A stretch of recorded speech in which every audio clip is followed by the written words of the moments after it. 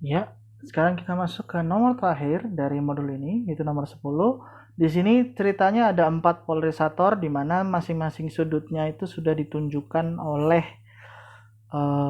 masing-masing gambar dari dalam, di mana yang A itu adalah sudutnya vertikal, yang B itu sudutnya 30 derajat berlawanan jarum jam dari arah vertikal, lalu C itu sudutnya horizontal, yang D itu 60 derajat searah dengan arah jarum jam dari vertikal. Lalu dari arah kiri datang cahaya yang terpolarisasi. Ingat, di sini terpolarisasi artinya setelah masuk ke polarisator pertama dia sudah pakai persamaan yang kedua yang ada cosnya ya, tidak berkurang setengah, dengan memiliki intensitas rata-rata 27 watt per meter kuadrat. Tentukan intensitas rata-rata cahaya yang muncul di sebelah kanan dalam gambar ketika polarisator A saja dia ditiadakan, B saja ditiadakan, ketika C saja ditiadakan, dan ketika polarisator D saja diadakan. Oke, pertama sama seperti soal pada nomor 8, jika Anda belum melihat video untuk pembahasan di nomor 8, silakan bisa dilihat dulu. Kita tentu yang paling penting pada saat kita menentukan sudut di peristiwa polarisasi adalah kita tentukan acuannya. Nah, di sini sama saja ya. Acuan yang saya pakai itu adalah vertikal sebagai acuan, dengan kalau dia searah jarum jam dia positif, berlawanan jarum jam dia negatif. Ingat, acuan ini diambil sendiri ya, sebarang.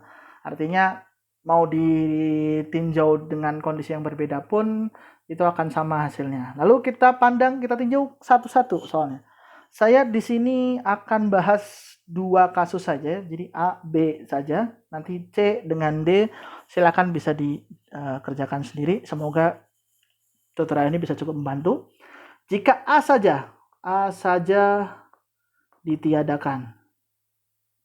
Jika A saja ditiadakan, maka hanya ada 3 ya, jelas hanya ada 3 polarisator. Lalu yang pertama itu A ditiadakan, nanti yang pertama itu yang B, dia seperti ini. Theta 1. Lalu di sini horizontal, yang di sini ya, yang di sini ke sini theta 2, atau nah theta satunya ini 30, theta 2-nya ini C, ini D, ini saya di sini saya ambil di sini I0, di sini saya ambil sebagai I3 karena I0, I1, I2 dengan I3. Nah, kita tidak perlu menghitung I2, I1 dan I2-nya ya. Lalu dari sini kita bisa lihat I3 itu jelas sama dengan I0 ya. Sama dengan I0 dikalikan dengan kosinus 3 kuadrat 30 derajat. Ya, sebenarnya minus 30 derajat ya. Sebenarnya minus 30 derajat, saya ulangi. Jadi sebenarnya minus 30 derajat. Minus 30 derajat ya, dimana karena dia muter ke sana tapi ke berlawanan dengan arah jarum jam 30 derajat, jadi saya kasih minus sini. Ini karena sudut dari B. Lalu yang kedua kosinus 90 derajat dikurangi 30 derajat. Ya, yang di sini jelas karena kenapa 90? Karena ini sama saja kalau sebelum mendatar di sini sama saja seperti kita putarkan ke sana sebesar 90 derajat. Jadi ini minus, nanti minus dengan plus atau minus plus minus dari minus ya. Jadi artinya sama seperti ini, delta theta C dikurangi dengan theta B, lalu dikalikan lagi dengan kosinus kuadrat 60 derajat, atau karena dia searah dengan jarum jam ya, 60 derajat dikurangi dengan 90 derajat. Karena ini istilahnya begini, menariknya atau bagusnya dia itu horizontal sama saja mau diputar ke arah kanan dengan diputar ke arah kiri sama saja. Jadi hasilnya ini, dimana ini itu theta D dikurangi dengan theta C. Artinya kalau kita ambil di sini I0 kali kosinus kuadrat 30 derajat kali kosinus kuadrat 60 derajat ya,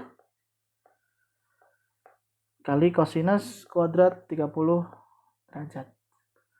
Nah, ini sudah tinggal dimasukkan saja angkanya, bisa dapat. Nah, lalu berlanjut ke yang B. Yang B ketika B saja ditiadakan. Ya, kalau B saja ditiadakan, artinya kalau kita gambar, B saja ditiadakan, ini A, ini B, ini C, ini vertikal, lalu C itu horizontal, lalu D itu dia diputar ke sana, theta yang D ya. Ini D, ini C, ini A. Nah, di sini I0, di sini I3. Nah, sama dengan yang tadi, kita tahu bahwa I3 itu akan sama dengan I0. Lalu karena I0 itu datang di sini terpolarisasi dalam arah vertikal, ya, dalam arah vertikal, artinya sudut antara A dengan I0 itu sama dengan 0 derajat ya. Di sini 0 derajat, ini sudut untuk theta yang A saja. Lalu ini 0 derajat ya. Lalu kosinus antara C dengan D itu akan sama dengan 90 derajat dikurangi 0 derajat ya, karena sekali horizontal itu bisa kita artikan sebagai diputar ke sana atau dibalik ke sini sama saja. Jadi di sini theta C dikurangi theta A.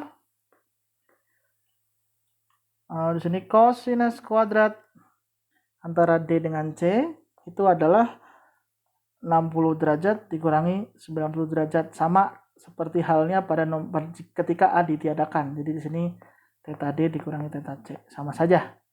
Nah, di sini karena 90 dikurangi 0 itu sama dengan 90 dan kita tahu kosinus 90 itu sama dengan 0, maka karena ini sama dengan 0, maka yang lain juga sama dengan 0, sehingga I3 hasilnya juga akan sama dengan 0.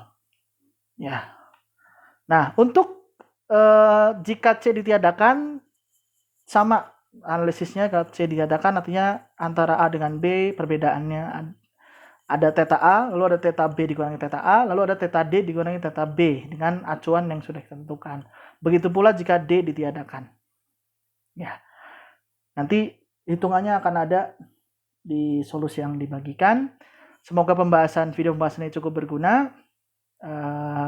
Akhir kata, semoga lancar.